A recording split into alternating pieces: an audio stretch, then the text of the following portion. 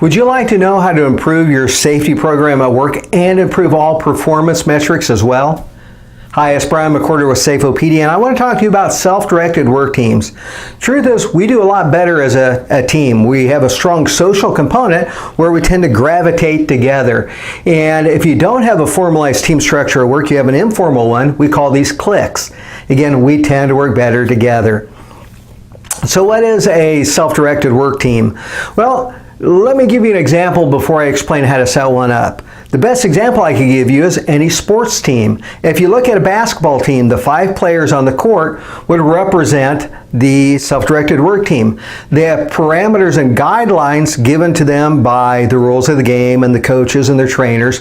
They have to play to the strategy given to them, but they have full freedom to respond to the leading indicators they see on the court. We would think it quite silly if a player had to stop and ask for permission before shooting a three-pointer that he was open to. But often in the work environment, these are the type of restrictions we put on our teams. They see opportunities to drive improvement based on leading indicators they see, but they don't have the empowerment to do so.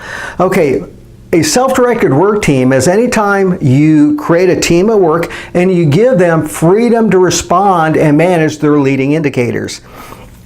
So we need to recognize the groups that we can create teams with.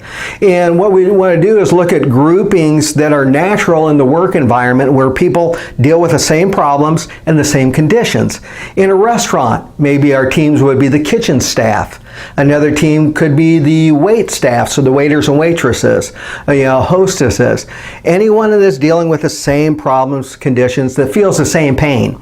Again, we want to give them the opportunity to work together, so a second component is giving them resources, allowing them time, even if it's just 5 minutes before or after shift, to communicate, to work together, to identify problems and come up with solutions.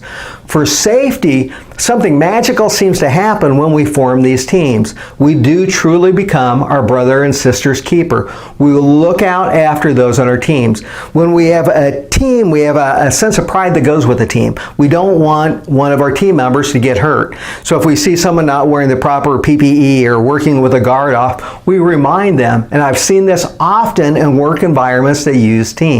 Again, we start looking out after each other much stronger than before the teams were created.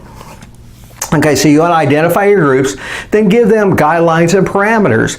What you really want to look at is the leading indicators they see and empower them as much as possible to manage those leading indicators. Again, accidents are a trailing indicator. So what you want them to be able to do is identify the hazards, unsafe conditions, and unsafe behaviors. So let them recognize these and be able to address them with your help. There are 3 things that employees need from employers or from management, and those are goals, resources, and recognition. So you set the goals and the guidelines, the parameters that the team would work within, and then you give them the resources, which would mean training on safety and anything else they need, and then recognize them, the value they bring to the table when they solve these problems. One of the main reasons that it's been determined that employees leave isn't due to bad conditions or lack of money, but because of lack of feeling valued. So we want to recognize their contribution. So again, a self-directed work team is a way to supercharge every aspect of the work environment. It'll improve safety and it'll improve performance. And it'll make a lot better work environment.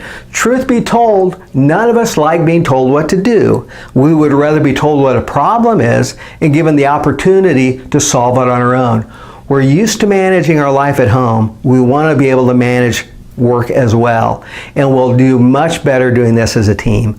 So consider implementing self-directed work teams, and feel free to reach out to Safeopedia if you want more information on this. Brian McWhorter, Safeopedia. Stay safe.